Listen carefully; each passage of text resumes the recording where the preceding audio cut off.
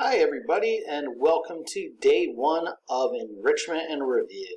As you have been out of our physical school for 2 weeks right now, I imagine that you are all eager to get learning. As I mentioned in the introduction video over the weekend, this is going to be a little different, right? We're not going to really be progressing through our typical curriculum. We're going to be going back and looking at some concepts and topics that we looked at earlier in the year. We might be introducing some new historical topics as well, but we're going to do so in a way that reinforces things that you have already learned. For instance, today what we're going to look at is how history could help us today. And we're going to do that by using a very timely example of the 1918 epidemic, something that was known as the Spanish influenza. Now, just some brief background on the Spanish flu, and you're going to get an opportunity to dive deeper into it by watching another little video as well as reading an article. But the Spanish influenza began in 1918, right at the end of World War I. One of the reasons why this topic isn't discussed so much is because it kind of got overshadowed by the events of the First World War, even though the pandemic was quite a bit more deadly than the First World War. In the end, around 50 million people would die, including over 600,000 in the United States. Now, this pandemic is a lot different than the current pandemic, and that's for a lot of reasons. First of all, we're talking that today we're 100 years later. Our medical technology is much more advanced. Even things such as penicillin, or antibiotics to treat conditions such as pneumonia that were caused by both the flu and the COVID-19 virus, are available widely today and didn't exist back then. So a lot of those 50 million people and 600,000 in the United States, if this exact same event were to have been occurring now, a great number of those people would have survived. And unlike today, right, epidemics and pandemics happened all the time, right, in the late 1800s, several times in the early 1900s, some diseases you've heard of and some that you haven't, right? Some, such as polio, have been wiped off of the planet more or less by vaccines. You might not realize this, but pretty much all of you were likely vaccinated for polio when you were little babies. Now, this pandemic in 1918 was very different than some others, and it was a lot different than other flu pandemics.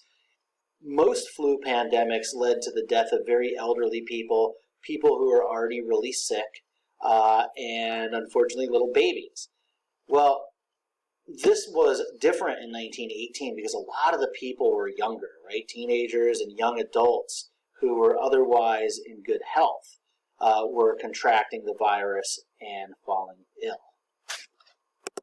Now, before we dive any deeper by looking at the readings or the reading and the video that I shared on Google Classroom, I want you to just take a couple moments and consider for yourself, right? How can understanding the history of the 1918 pandemic help you today?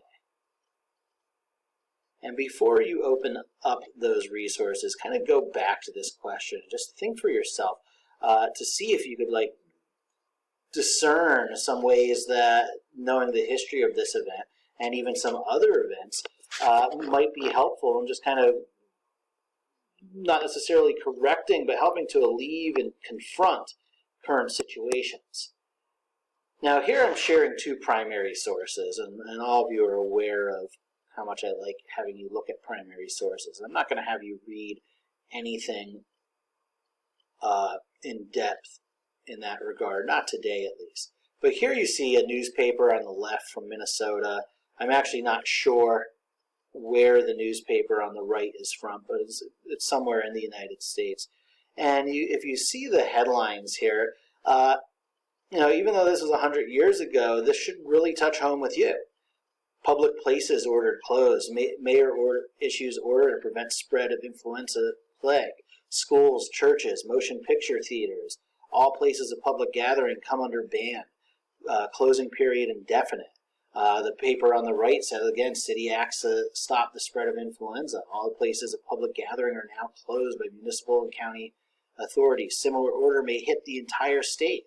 This is stuff that we're living right now, even though this was in the past. And I'm not a fan of the old cliche of history repeats itself, because it doesn't.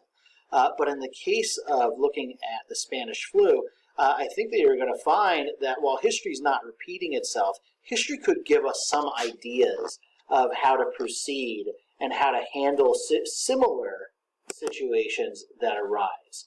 So, what you're going to do now is I want you to, on your own, take a look at the assignment that I posted in Google Classroom. There's going to be embedded within the assignment, you're going to open it up in a Google Doc.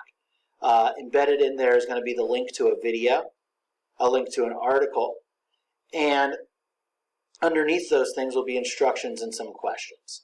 Like I said in the introduction video, we're taking a more laid-back approach to this. And as always, I want you to try your best to practice the skills that you've learned really from kindergarten to 8th grade, right? I want you to be writing in complete sentences, paying attention to proper grammar, using this as an opportunity to kind of refine and keep some skills that you would typically be using in school. But again, the work is not going to be graded. I'll give you some feedback and pointers that could hopefully help you better refine skills and use them once you are getting graded once again.